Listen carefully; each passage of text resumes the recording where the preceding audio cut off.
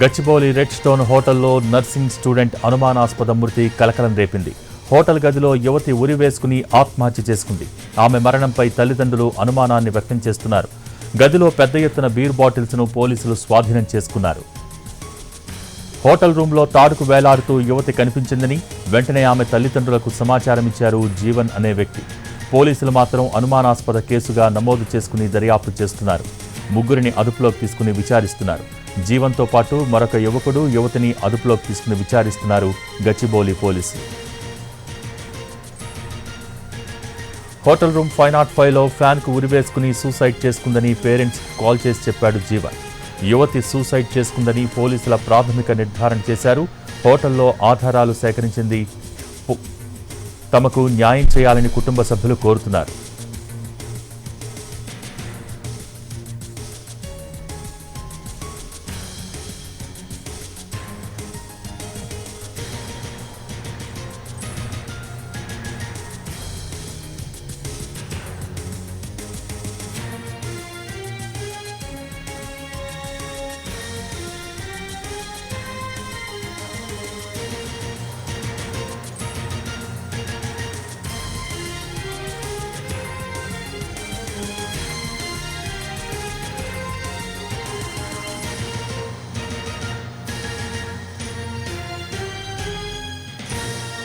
జామ్న 3:40కి ఏమో అబ్బాయి ఫోన్ చేసినాడు, జీవన్ అనే అబ్బాయి చేసి ఇంకా ఏడుస్తున్నాడు, అంకుల్కి ఇవ్వండి ఫోన్, అంకుల్కి ఇవ్వండి అని ఏడుస్తున్నాడు.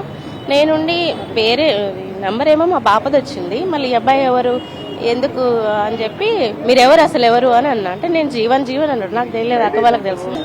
ఇట్లా సూసైడ్ చేసుకుందా అంటే అని ఆ అబ్బాయి ఫోన్ చేసి చెప్పిండు, ఫోన్లో చెప్పేసిండు. ఇంకా అంతేనండి, ఇంకా మేము వచ్చేసినాము. ఉన్నాయి వాళ్ళు ముగ్గురు అంట కదా, మళ్ళీ ఆ ముగ్గురు మళ్ళీ ఎక్కడ పోయినరు ఏం కథ అనేది బయటకు పోయినామంటున్నారు.